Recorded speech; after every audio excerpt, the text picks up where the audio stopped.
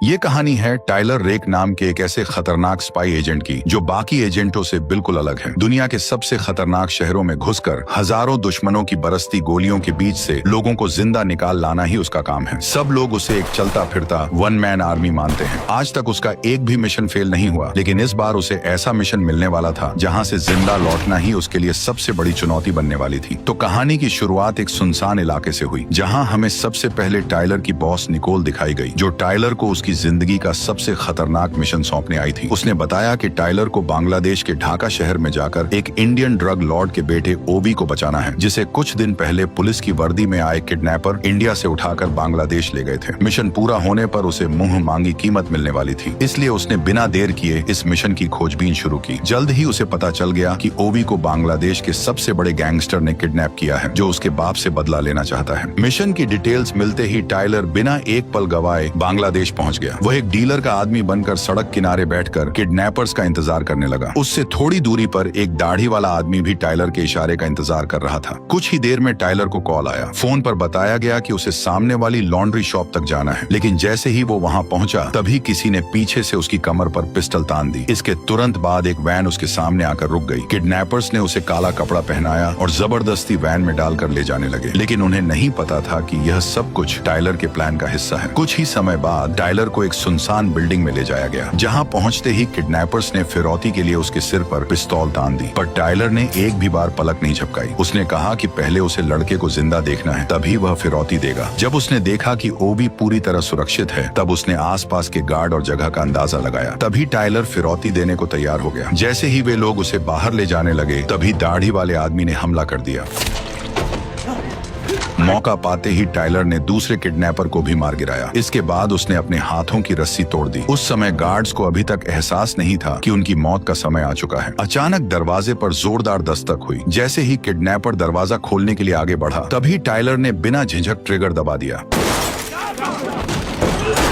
कमरे के अंदर घुसते ही वह हर एक किडनैपर पर टूट पड़ा। गोलियों की आवाज ने तुरंत बाहर तैनात गार्ड्स का ध्यान खींच लिया, लेकिन वे जैसे ही हथियार उठाने गए, बाहर छिपे दाढ़ी वाले आदमी ने एक एक करके सभी को गोली मारकर ढेर कर दिया। उधर दूसरी तरफ टाइलर ने घर के अंदर बचे हुए गुंडों का सफाया शुरू कर दिया, लेकिन कुछ ही देर में उसकी गोलियां खत्म हो गईं, जिससे उसे हाथापाई पर उतरना पड़ा। टाइलर थॉर का हथौड़ा तक उठा चुका था, इसलिए ये छोटे मोटे गुंडे उसके सामने बच्चे थे। उसने पलक झपकते ही कई सारे गुंडों को धूल चटा दी। तभी बाहर से एक गुंडा तलवार लेकर उस पर टूट पड़ा, लेकिन टाइलर ने टेबल पर रखा कप उठाकर सीधे उसकी छाती पर दे मारा और वो वहीं बेहोश होकर गिर पड़ा। जैसे ही दूसरा गुंडा उठने वाला था, टाइलर ने लात मारकर टेबल से उसका सिर फोड़ दिया। पीछे से एक और गुंडा बंदूक लेकर आया, लेकिन टाइलर के सामने वह भी टिक नहीं पाया। जैसे ही उसे लगा कि अब सब खत्म हो गया, तभी पीछे से बंदूक लोड होने की आवाज आई। उसने मुड़कर देखा तो एक छोटा बच्चा बंदूक पकड़कर लोड कर रहा था, पर टेलर ने उस पर हमला नहीं किया, क्योंकि उसके अपने खुद के कुछ उसूल थे। इसलिए उसने बच्चे से बंदूक छीन ली और तुरंत उसे दूर जाने को कहा। इसके बाद टाइलर ने फौरन ओबी की बंधी रस्सियां खोल दी और उसे अपने पीछे चलने को कहा। जल्द ही टाइलर प्लान के मुताबिक ओबी को लेकर वहां से निकलने लगा। दूसरी तरफ गैंगस्टर को टाइलर के बारे में सब पता चल गया। उसने तुरंत सेना को ऑर्डर दिया कि पूरे इलाके को सील कर दिया जाए। साफ था कि उसे टाइलर का अगला कदम पता था, लेकिन सालों से एक ही काम को कर रहा टाइलर इस सब का अंदाजा पहले ही लगा चुका था। उसने ओबी को एक सुनसान फैक्ट्री तक गाड़ी से पहुंचाया। फिर उसने खुद के लिए बुलेट प्रूफ जैकेट पहना और उस पर लगे उपकरणों से निकोल से कांटेक्ट किया। इसके बाद उसने ओबी को भी एक बुलेट प्रूफ जैकेट पहना दी। आखिर में उसने एक वीडियो रिकॉर्ड करके निकोल को भेज दी। तब उसने अगला प्लान शुरू किया। टाइलर ओबे को लेकर सीधे जंगल के किनारे बहने वाली नदी की तरफ बढ़ने लगा। निकोल की टीम पहले से ही शिप तैयार किए हुई थी, बस टाइलर को ओबे के साथ शिप तक पहुंचना था। लेकिन जल्द ही पूरे प्लान की धज्जियां उड़ने वाली थी। अचानक निकोल को कुछ गड़बड़ महसूस हुई। उसने टाइलर से थोड़ी देर रुकने को कहा। जब शिप में बैठे लोग टाइलर का इंतजार कर रहे थे, तभी अंदर से अचानक तेज अलार्म की आवाज गूंज उठी, जिससे माहौल एक पल में बदल गया। जैसे ही टाइलर के साथी नीचे उतरकर जांच करने पहुंचे, तभी एक नकाब पोश आदमी ने पीछे से हमला कर दिया और एक ही झटके में दोनों को मौत के घाट उतार दिया। बाहर निगरानी कर रहे दाढ़ी वाले को भी कुछ गड़बड़ लगी। उसने तुरंत स्नाइपर राइफल के स्कोप से अंदर की ओर देखा, लेकिन अगले ही पल नकाब पोश आदमी उस तक पहुंच गया और उसे भी मार गिराया।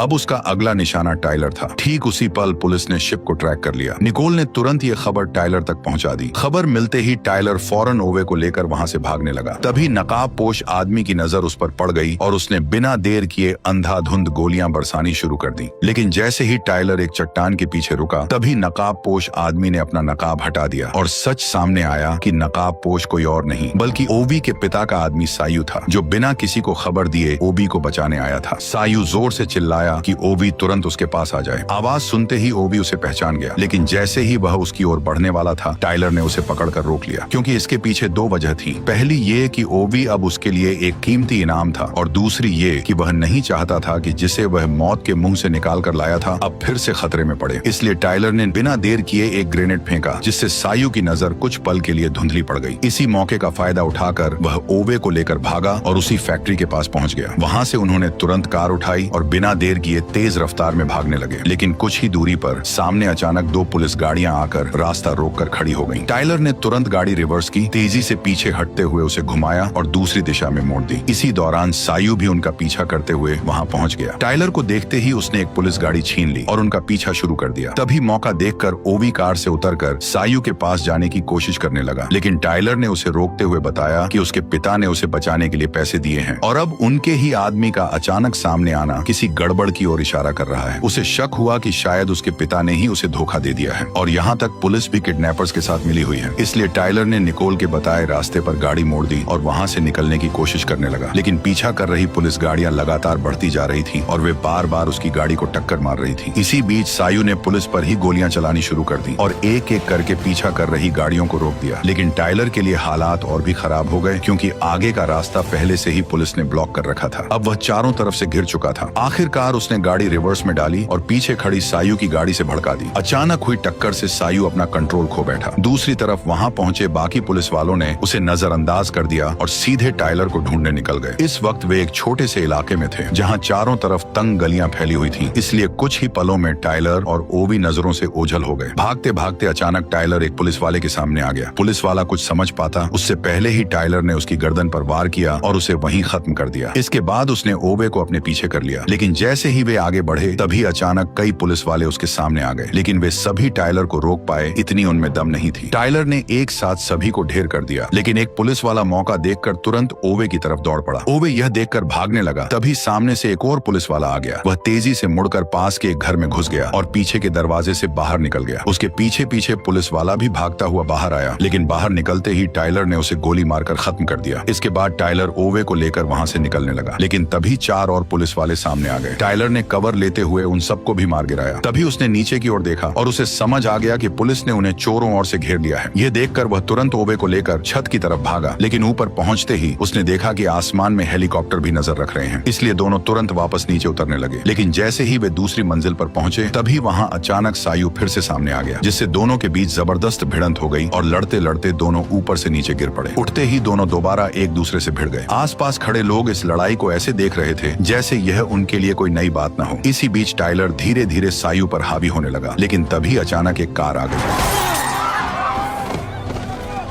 टाइलर को गिरते देख सायू तुरंत उठा और जमीन से बंदूक उठाकर टाइलर को खत्म करने के लिए आगे बढ़ने लगा। तभी उसे ओवे की चीख सुनाई दी और वह तुरंत उसकी आवाज की तरफ मुड़ गया। वहां पहुंचकर उसने देखा कि कुछ पुलिस वाले ओवे को पकड़कर ले जा रहे थे। उसने बिना देर किए उन सभी पुलिस वालों को मार गिराया और फिर ओवे को उठाकर वहां से निकलने लगा, लेकिन जैसे ही वह मोड़ तक पहुंचा तभी टाइलर ने ट्रक से उसे टक्कर मार दी। इसके बाद उसने ओवे को तुरंत ट्रक में बैठाया और फिर दोनों वहां से तेजी से निकल गए, लेकिन ऊपर उड़ रहा हेलीकॉप्टर लगातार उनका पीछा कर रहा था। जैसे ही वे पुल के नीचे पहुंचने वाले थे तभी टाइलर ने तुरंत एक फैसला लिया। उसने ओवे के साथ चलते ट्रक से छलांग लगा दी। इसके तुरंत बाद ट्रक आगे जाकर तेल के टैंकर से टकराया और जोरदार धमाके के साथ फट गया। उस धमाके से उठे धुएं ने हेलीकॉप्टर की नजर को पूरी तरह भटका दिया और इसी मौके का फायदा उठाकर टाइलर ओवे को लेकर वहां से निकल गया। जल्द ही कर्नल को पता चल गया कि वे दोनों अभी भी जिंदा हैं। ये सुनते ही गैंगस्टर ने तुरंत अपने सभी लोगों को टाइलर को मारने के लिए भेज दिया। उधर टाइलर ओवे को लेकर एक पुराने गार्ड रूम में छुपा हुआ था, जहां ओवे की मदद से उसने अपने घायल हाथ पर पट्टी बांधी। तभी उसे निकोल का फोन आया। उसने बताया कि सायू ओवी के पिता का ही आदमी है और अब उसका पिता पैसे देने से बचना चाहता है, इसलिए उसने सायू को भेजा है ताकि वह टाइलर की नाक के नीचे से ओवी को वापस ले जा सके। निकोल ने यह भी बताया कि इस मिशन में टाइलर के अलावा उसकी पूरी टीम मारी जा चुकी है, इसलिए उसने टाइलर को साफ सलाह दी कि वह ओवी को वहीं छोड़ दे ताकि वह खुद आसानी से दुश्मनों के बीच से निकल सके। लेकिन टाइलर ने साफ मना कर दिया क्योंकि अब वो बुरी तरह फंस चुका था और केवल पैसे न मिलने की वजह से वो एक छोटे से बच्चे की जान जोखिम में नहीं डाल सकता था। टाइलर की यह बात सुनकर आखिरकार निकोल मान गई। उसने कहा कि वह 4 किलोमीटर दूर पुल के पास हेलीकॉप्टर का इंतजाम कर देगी और वहीं से उन्हें बाहर निकाला जाएगा। निकोल की बात मानकर टाइलर रात में ही वहां से निकलने लगा। उसने सड़क पर खड़ी एक कार का लॉक तोड़कर उसे खोल लिया, लेकिन जैसे ही वो गाड़ी स्टार्ट करने वाला था, अचानक कुछ गुंडे उसके सामने आकर खड़े हो गए। टाइलर यह देखकर एक पल के लिए चौंक गया कि सामने हथियार थामे गुंडे असल में छोटे छोटे बच्चे थे। वह उन्हें देख ही रहा था कि अचानक उन्होंने बिना कुछ सोचे सीधे उस पर गोलियां बरसानी शुरू कर दी। टाइलर तुरंत गाड़ी के पीछे छिप गया और तुरंत कुछ स्मोक ग्रेनेड फेंक दिए। क्योंकि सामने बच्चे थे इसलिए वह उन्हें मारना नहीं चाहता था। जैसे ही वे पास आए, उसने एक को कार के दरवाजे में फंसा दिया और दूसरे को दरवाजा मारकर दूर गिरा दिया। इन हथियार लिए बच्चों के सामने भी टाइलर पूरी तरह कंट्रोल में था और वह सिर्फ उन्हें रोकते हुए खुद को बचा रहा था। लेकिन बच्चों का उसे जिंदा छोड़ने का कोई इरादा नहीं था, इसलिए सबसे छोटे बच्चे ने तुरंत उस पर बंदूक तान दी। लेकिन इससे पहले कि वह गोली चला पाए, टाइलर ने एक थप्पड़ मारकर बच्चे को जमीन पर पटक दिया। तभी अचानक ऊपर से सरकारी हेलीकॉप्टर पहुंच गया। ये देखकर टाइलर ने देर नहीं की और तुरंत ओवे को लेकर वहां से निकल गया। भागते भागते दोनों एक गंदे नाले में कूद गए और किसी तरह बच निकले। फिलहाल वे दोनों खतरे से बाहर थे, लेकिन कभी भी मौत उन तक पहुंच सकती थी, इसलिए टाइलर ने चाहता हुए एक फैसला लिया। ठीक उसी समय सायू को एक कॉल आया जो टाइलर का था। टाइलर ने उसके साथ मिलकर काम करने का फैसला किया ताकि वे ओवे को शहर से बाहर निकाल सकें। जल्दी ही सायू तय जगह पर पहुंच गया। टाइलर ने उसे अपने हथियार दे दिए और हेलीकॉप्टर की लोकेशन भी बता दी। लेकिन वहां तक पहुंचने के लिए उन्हें 2 बैरिकेड पार करने थे, इसलिए टाइलर ने प्लान बनाया कि वह दुश्मनों को भटकाएगा और सायू ओवे को सुरक्षित लेकर आगे बढ़ेगा। दोनों तुरंत इस प्लान पर तैयार हो गए। कुछ ही देर में वे पहले बैरिकेड तक पहुंच गए, जहां बड़ी संख्या में सैनिक चेकिंग कर रहे थे। टाइलर ने बिना देर किए ग्रेनेड लॉन्चर उठाया और सीधे हमला कर दिया।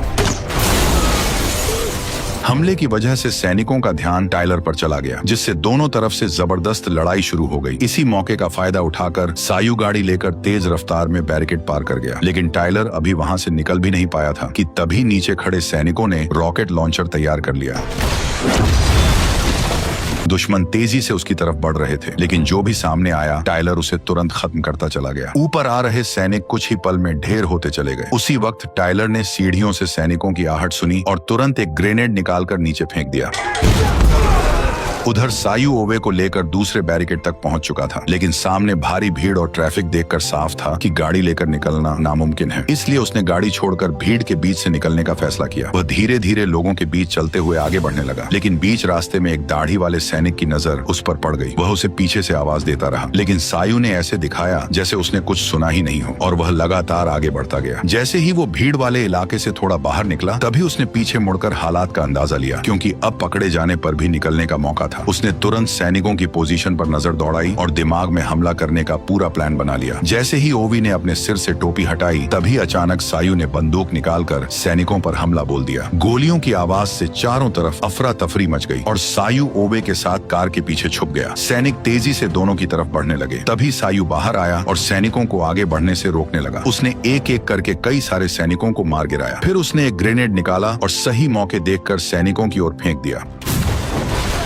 धमाके का फायदा उठाकर वह तेजी से वापस ओवे के पास पहुंच गया। उधर पुल पर हुए धमाके ने तुरंत कर्नल और बाकी अफसरों का ध्यान खींच लिया। उन्होंने बिना देर किए भारी हथियारों से लैस स्पेशल फोर्स को हेलीकॉप्टर से वहां भेज दिया। यह देखकर सायू ने तुरंत ओवे को गाड़ी के अंदर छुपने को कहा और खुद हेलीकॉप्टर पर अंधाधुंध फायरिंग करने लगा। लेकिन सामने से हो रही तेज गोलाबारी के सामने वह ज्यादा देर तक टिक नहीं पाया। वो सिर्फ छिप कर अपनी जान बचाने की कोशिश करता रहा। एक साथ 5 सैनिक 5 बंदूकों के साथ उस पर हमला कर रहे थे, लेकिन जैसे तैसे जान बचाकर सायू एक ट्रक के पीछे छुप गया। कुछ ही देर में हेलीकॉप्टर से स्पेशल फोर्स के जवान सायू के सामने उतर आए और उसे चारों तरफ से घेर लिया। अब हालात यह थे कि सामने स्पेशल फोर्स और पीछे सैनिक थे, जिससे सायू पूरी तरह फंस चुका था। उसने तुरंत टाइलर को मदद के लिए बुलाया, लेकिन टाइलर अभी भी सैनिकों के बीच में फंसा हुआ था। तभी अचानक उसके सामने एक हथियारों से लेस गाड़ी आकर रुक गई। उसमें बैठे सैनिकों ने मशीन गन से टाइलर पर बिना रुके गोलियां चला दी। खुद को बचाने के लिए वह तुरंत पास की सब्जी मंडी में छिप गया। जल्द ही सैनिक गाड़ी से नीचे उतरकर उठाकर उसे ढूंढने लगे, लेकिन तभी टाइलर ने एक फ्लैश ग्रेनेड फेंक दिया, जिससे कुछ समय के लिए उन्हें दिखना बंद हो गया। इसी मौके का फायदा उठाकर टाइलर ने उन पर हमला कर दिया।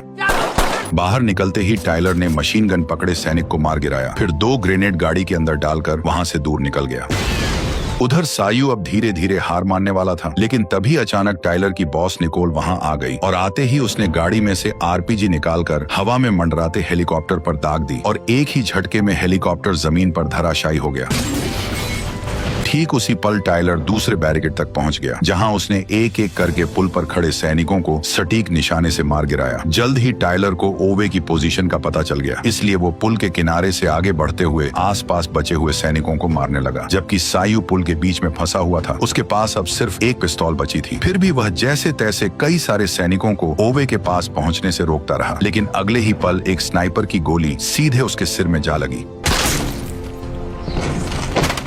अब सायू हमेशा के लिए शांत हो गया। उधर ओवे पूरी तरह अकेला रह गया था और वह धीरे धीरे छुपते हुए पुल की तरफ बढ़ रहा था। जैसे ही उसे कोई दिखाई देता, वह तुरंत किसी गाड़ी के नीचे छुप जाता। तभी टाइलर की मदद के लिए हेलीकॉप्टर वहां पहुंच गया, लेकिन वह अभी उतर भी नहीं पाया था कि दूर खड़े कर्नल ने अचानक फायर कर दिया और उसकी गोली सीधे को पायलट को जा लगी, जिससे वह वहीं मारा गया। पायलट ने उतरने की बजाय हेलीकॉप्टर को वापस मोड़ लिया। इतने में ही कर्नल ने निकोल के एक और आदमी को मार गिराया। यह देखकर निकोल तुरंत जमीन पर लेट गई और गाड़ी को कवर बनाकर स्नाइपर को ढूंढने लगी, लेकिन कर्नल ने एक गोली चलाने के बाद खुद को पूरी तरह छुपा लिया और उसका कुछ भी पता नहीं चला। इसी दौरान टाइलर पुल के बीच तक पहुंच गया। ठीक उसी पल स्नाइपर ने भी उस पर निशाना साध लिया। तभी अचानक टाइलर को सायू की लाश दिखी, लेकिन ओवे को ढूंढने की जल्दी में उसने यह नहीं देखा कि सायू को स्नाइपर ने सिर में मारा था। जैसे ही वह खुले हिस्से में पहुंचा, दूर बैठे कर्नल ने तुरंत ट्रिगर दबा दिया।